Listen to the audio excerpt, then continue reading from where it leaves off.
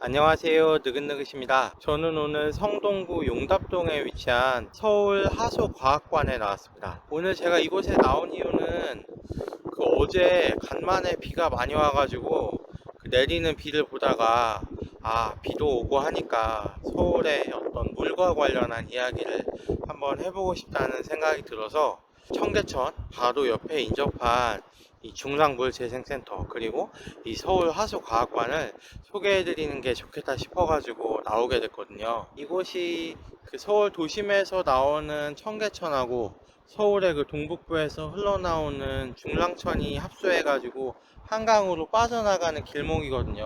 그러니까 이곳에 바로 서울 최초의 하수처리장인 청계 하수처리장이 자리를 하고 있었습니다. 그래서 그 역사를 기리기 위해서 이곳에 이제 서울 하수과학관이 자리를 하게 된 건데요. 서울 하수도과학관 옥상에서 바라보는 주변 전경인데, 저쪽은 말씀드린 대로 중랑물재생센터가 자리한 곳이기 때문에 관련한 시설들이 지금 눈에 보이고요. 이쪽으로 이제 카메라를 돌리면 이제 이곳에 시민들이 활용할 수 있도록 공원이라든지 정원 같은 걸 조성을 해 놓은 걸 볼 수가 있습니다. 그리고 제가 알기로는 이 아마 지하에 또 하수 관련 시설들이 조성이 되어 있는 걸로 알고 있거든요. 2019년 말에 서울시가 내놓은 뉴스를 보니까 이 중랑물재생센터 고도화 사업이라는 걸 벌인다고 하더라고요. 간단히 말씀을 드리면 방금 보신 중랑물재생센터 시설도 지하로 내려보내고 저 위를 공원을 꾸민다든지 이 서울의 물재생과 관련한 R&D 센터를 조성한다든지 그런 식으로 상부 공간을 활용할 수 있게끔 이 일대를 다시 한번 쭉 리모델링을 하는 것 같아요. 이 서울의 첫 번째 하수 처리장인 청계 하수 처리장의 옛 모습을 찾아보긴 이제 쉽지가 않습니다. 현대화되는 과정에서 기존에 있던 설비들은 거의 철거가 된 상태이기 때문에 옛 흔적을 찾아보기가 쉽지 않은데, 지금 남아있는 게 농축조라는 시설이 있었거든요. 그 농축조의 상부 구조를 확인할 수 있는 농축조 2기 정도의 흔적이 남아있고, 지금 펜스와 저쪽에 컨테이너 박스 뒤편에 있는 건물이 예전 청계 하수 처리장의 하수 유입 시설이거든요. 저곳이 이제 아마 청계 하수 처리장의 지난 모습을 가장 잘 확인할 수 있는 옛 시설이 아닐까 생각이 되는데요.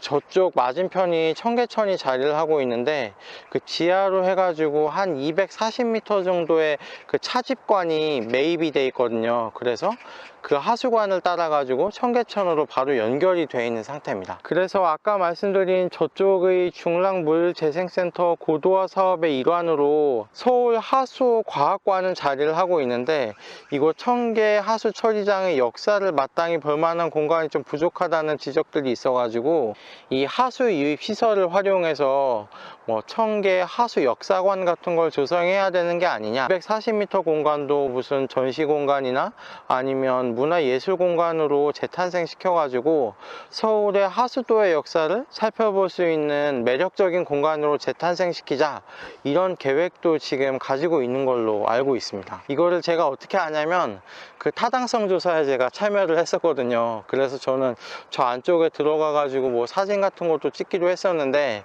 그때 영상을 찍어 놨어야 되는데 그때는 이런 유튜브를 할 생각이 없었기 때문에, 보니까 문이 열려 있어서 마음만 먹으면 들어가서 그 실내 모습을 여러분들께 보여드릴 수 있을 것 같긴 한데, 함부로 저런 국가시설에 문을 열고 들어가면 안 되겠죠. 그럼 이곳이 생기기 전에는 서울시에서 하수라든지 오수를 어떻게 처리했는지 말씀을 드리면, 생활하수 같은 경우는 그냥 수시로 방류를 하고, 오수 같은 경우는 모아놨다가 장마라든지 태풍이라든지 한강의 수위가 높아졌을 때 그때 그냥 방류하는 형태로 서울의 하수 오수 처리를 해왔거든요. 인구가 어느 정도 선까지는 이 자연이 견뎌내는데, 일제강점기인 1942년 당시 경성의 인구가 100만 명을 돌파를 하고, 그 이후에 한국전쟁이나 여러 가지 상황을 거치면서 증감이 조금 있었다가 60, 70년대를 거치면서 서울의 인구가 2, 3년마다 100만 명씩 서울로 유입이 되는 상황이었어요. 그래서 이곳 청계 하수 처리장 공사가 1970년부터 시작이 되는데, 1970년 당시 서울의 인구가 500만을 돌파하던 시기였습니다.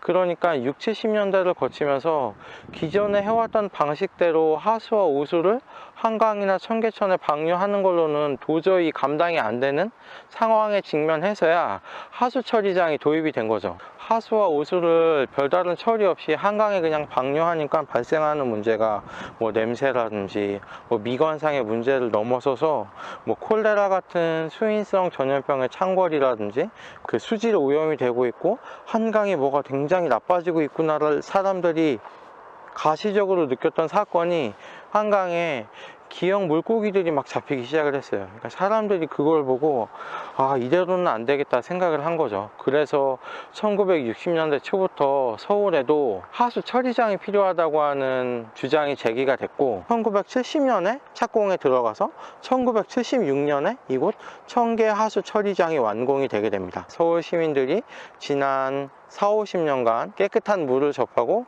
보다 쾌적한 환경에서 지낼 수 있도록 해준 원동력이 바로 이곳이었거든요. 그래서 이곳은 서울 시민의 삶, 서울시의 역사에 있어서 굉장히 중요한 곳이라고 말씀을 드릴 수가 있겠네요.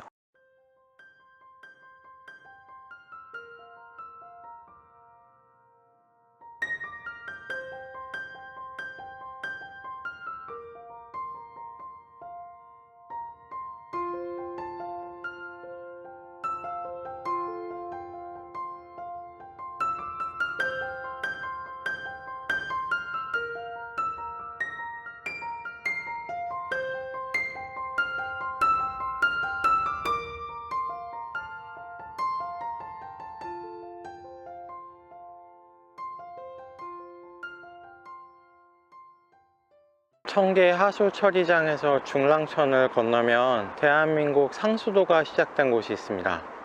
지금 여기에는 상수도 통수를 기념해서 상수도 박물관이 들어서 있는데요. 코로나19 때문에 박물관이 역시 휴관인 상태라 저 안쪽까지는 들어가 보지 못하는데, 지금 저쪽 빨간색 벽돌로 된 건물이 예전에 그 상수도의 통수실로 사용됐던 건물이고 지금은 수도박물관의 본관으로 쓰이고 있습니다. 그리고 지금 이쪽에 펼쳐져 있는 이곳이 완속 여과지라고 해서 물을 정수를 하던 시설이 자리를 하고 있거든요.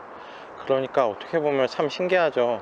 중랑천을 사이에 두고 20세기 초반에 대한민국의 상수도가 시작이 된 이곳이 있고, 그 건너편에는 대한민국의 하수 처리의 역사가 시작이 된 청계 하수 처리장이 자리를 하고 있으니까 둘 다 지금의 행정구역상으로는 성동구에 속해 있거든요. 성동구가 어떻게 보면 대한민국의 상업수도 역사에서 굉장히 중요한 곳이 아닌가 생각이 되네요. 오늘 중랑천을 사이로 서울의 하수도의 역사와 상수도의 역사의 현장을 살펴보는 시간을 가졌습니다. 오랜만에 한강 주변을 걸으니까 기분도 참 상쾌한데요. 오늘 말씀을 미진하게 드린 서울의 상수도에 대해서는 다음에 언제 기회를 잡아서 좀 더 자세하게 말씀을 드리도록 하겠습니다.